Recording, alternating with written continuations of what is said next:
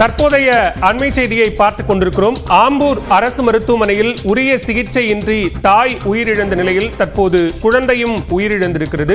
இது தொடர்பான கூடுதல் விவரங்களோடு இணைகிறார் செய்தியாளர் வெங்கடேசன். விவரங்களை பதிவு செய்யலாம்.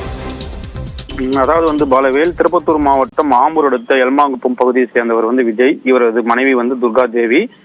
இருவரும் கலப்பு திருமணம் செய்து கொண்ட நிலையில் ஒரு வருடத்திற்கு நிலையில் கடந்த ஞாயிற்றுக்கிழமை அன்று முதல் பிரசவத்திற்காக ஆம்பூர் அரசு மருத்துவமனையில் அந்த துர்கா தேவியை சேர்த்துள்ளனர். அங்கு சிகிச்சை அளிக்கப்பட்டு வந்த நிலையில் அவருக்கு அதிக அளவில் இரத்தப்போக்கு ஏற்பட்டு உடன் குழந்தை பிறந்துள்ளது. இதனால் அவர்களுக்கு சிகிச்சை அளிக்குவதற்கு மேல் சிகிச்சையை கொண்டு செல்வதற்காக மருத்துவர்கள் பரிந்துரை செய்திருக்கிறார்கள்.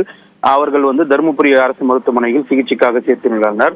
இருந்த போதிலும் கூட அவர்களுக்கு இரத்தப்போக்கு அதிகமாக இருந்த காரணத்தினால் சேலம் மருத்துவமனைக்கு மருத்துவர்கள் ரெஃபர் செய்திருக்கிறார்கள். இந்த நிலையில் அந்த துர்கா தேவி நேற்று இரவு அந்த துர்கா தேவி சிகிச்சை பலனின்றி உயிரிழந்திருக்கிறார்கள்.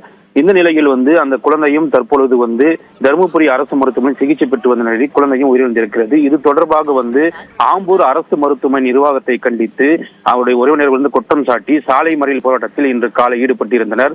தகவல் அறிந்து சம்பவ இடத்திற்கு வந்த மாவட்ட மருத்துவ இணை இயக்குனர் கண்ணகி மற்றும் ஆம்பூர் காவல் கண்காணிப்பாளர் அறிவழகன் ஆகியோர் பேச்சுவார்த்தை நடத்தி இது குறித்து உரிய விசாரணை மேற்கொண்டு அவர் மீது நடவடிக்கை எடுப்பதாக உறுதியளித்தனர். இந்த நிலையில் தற்பொழுது அந்த குழந்தையும் உயிரிழந்திருக்கக்கூடிய சம்பவம் அப்பகுதியில் பெரும் சோகத்தை ஏற்படுத்தியிருக்கிறது.